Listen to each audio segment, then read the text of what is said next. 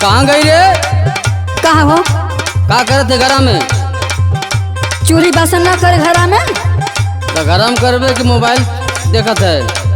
Mobile ना देखा थी, तोहर मुंह देखा थी, जल्ला के ना दोगला यहाँ से रोज कहाँ से पी के आवाला हो? हम पियत ना रे, मनोज, सुभाष, संतोष जबरदस्ती पिया ने, समझती हो? तोहर रोज सब पियावेला दारू? हाँ?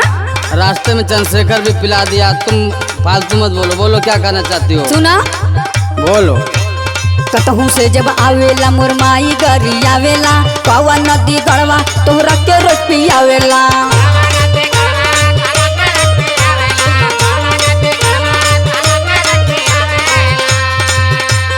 कतहू से जब आवेला मुरमाई गरी आवेला, पावा नदी गढ़वा तोहरा के रोज पियावेला। तोहके नी बहुरा बताओ का करी रे, तोहके दो गलावा बताओ का करी रे। सुन, ढोड़ी जब चाटब तब दारू तरी रे। ओए मुहवा पे आग रख देबे दो गला उजला।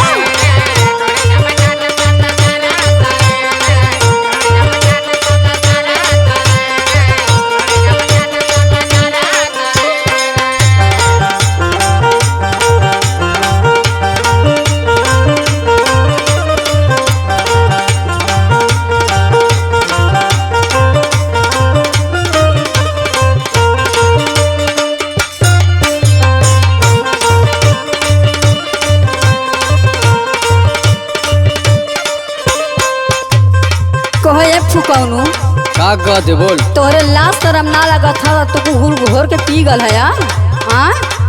नशा उतरे बदे कहते बोल।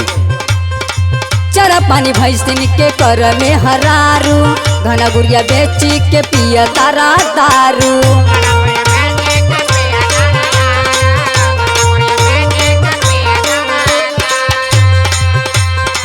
चरा पानी भैंसिन के कर में हरारू, घना गुड़िया बेची के पिया तारा दारू। अब ढकेल दे बजाबा पसारी रे, अब ढकेल दे बजाबा पसारी रे। चुप, ढोड़ी जब चटब तब दारू उतरी रे। अच्छा तो इलाज भी चल कर देला कि ना?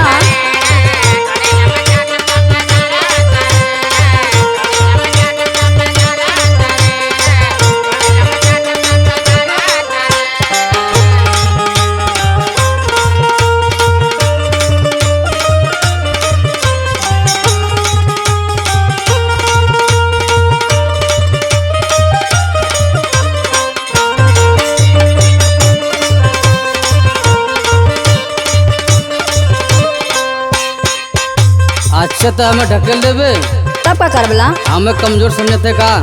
तब का तो कमजोर न समझ का बरियार है का? सुन, सुनावा। घेर जब बोल भूत मार बब चाप के, अपन पिय तरी नहीं तोहरे बाप के। अच्छा, हमारे बाप ना पिया था।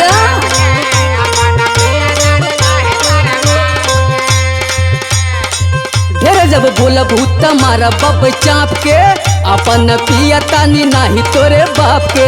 तोहरे ना आटा तारा एक ठे लुगरी रे, तोहरे ना आटा तारा एक ठे लुगरी रे। चुप रे, ढोड़ी जब चटब तब दारू उतरी रे।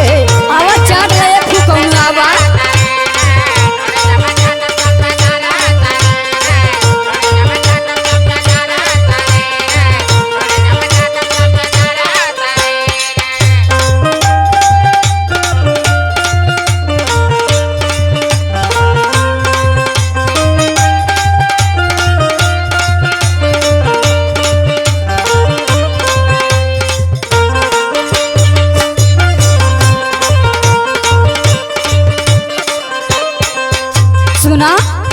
सुनाओ।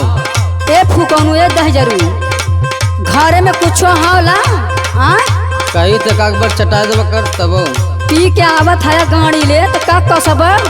हाँ? ऐसे बर्बाद मत बोलो। काहे ना बोली? सुना, बोल। नहीं बटे घरवा में राशन पानी, यही से ताना मारेली जेठानी।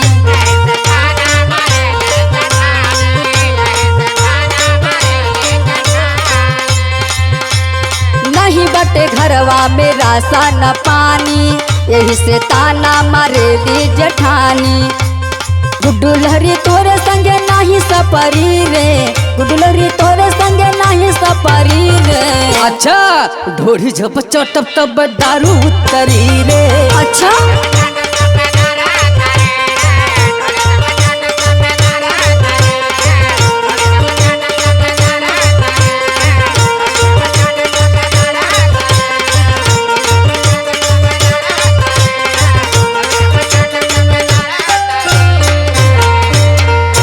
अरे ये मुँह फूकौनू ढोरी का चटवा आवा है पहले नेबुआ चाटा।